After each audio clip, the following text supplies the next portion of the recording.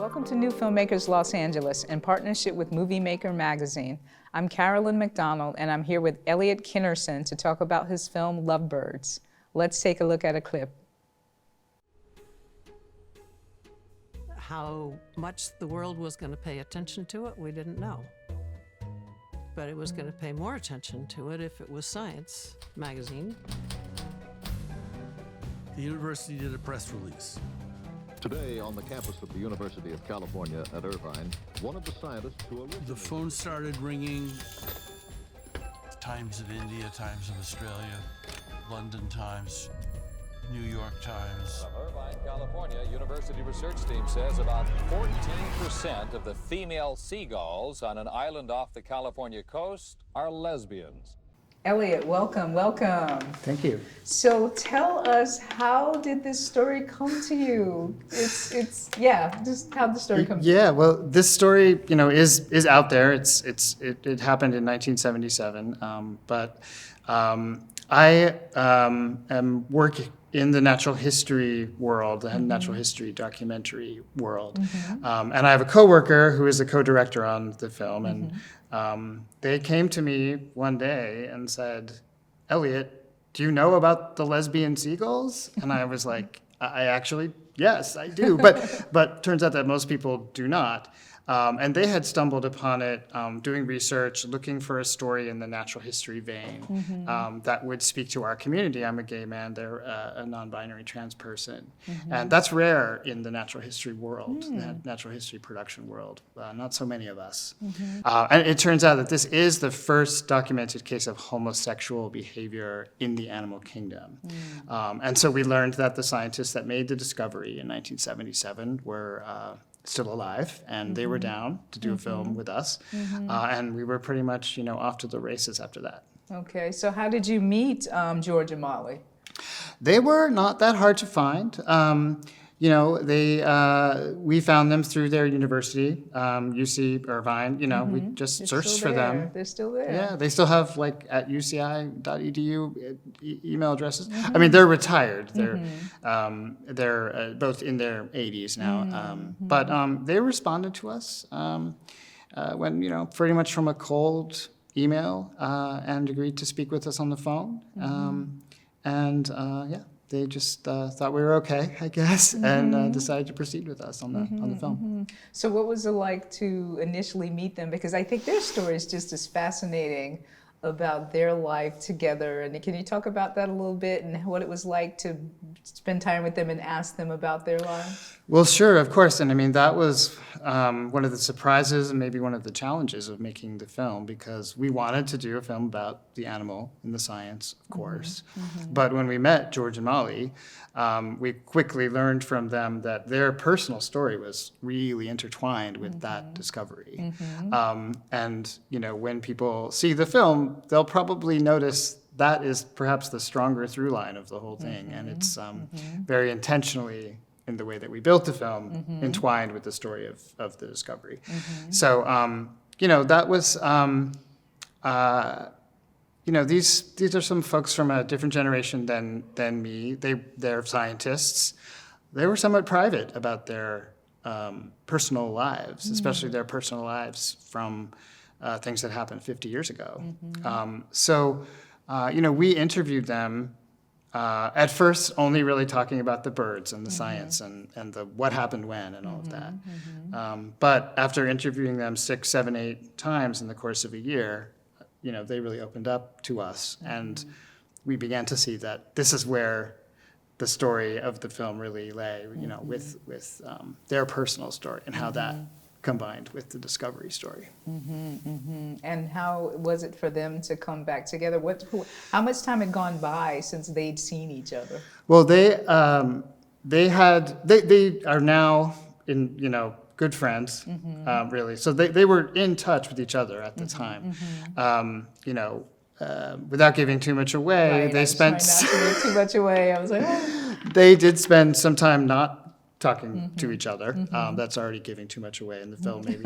But yeah, I will say there's probably much we didn't see, but a lot that we noticed about how they came even further together to an understanding of their shared past, I think, in the process of making the film. I mean, they're both remarried. They had, Molly had family, which is revealed in the film.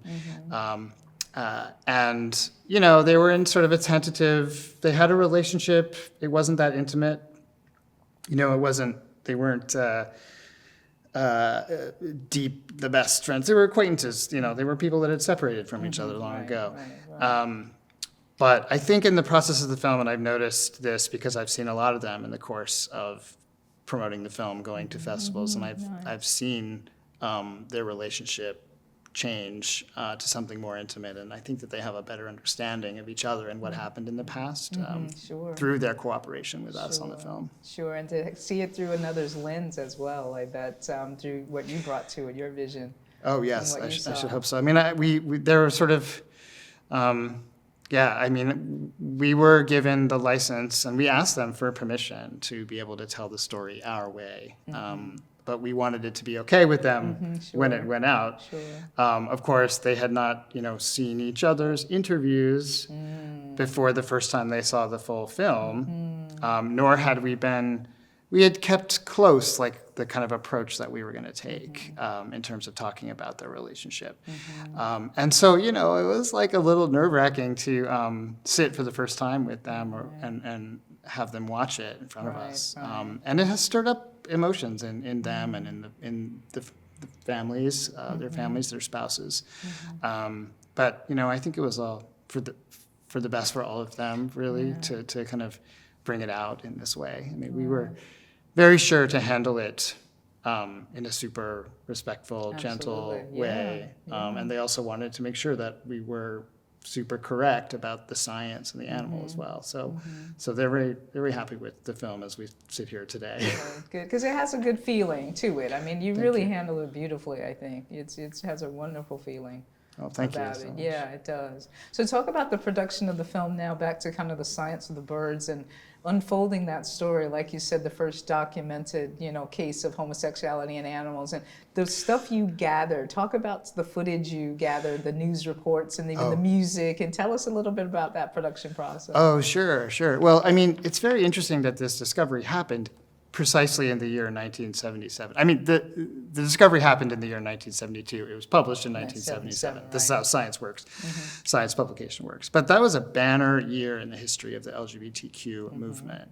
Not in the least because it was sort of the year of Anita Bryant, who is in the archival material of the film. She was the first person who pulled together the conservative right around a single issue in this country. And that single issue was it cool to live next to a gay person? And she didn't think so.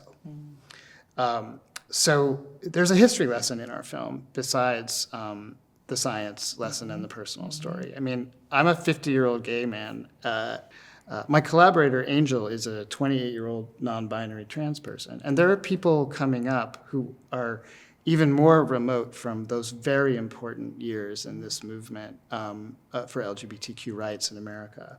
So, I personally saw it as an opportunity to remind everyone of that important stuff. And, just the fact that Anita Bryant was doing what she was doing in the 70s and this discovery, which could have happened at any time, happened to coincide with this, second half of a very important decade, 10 years after Stonewall.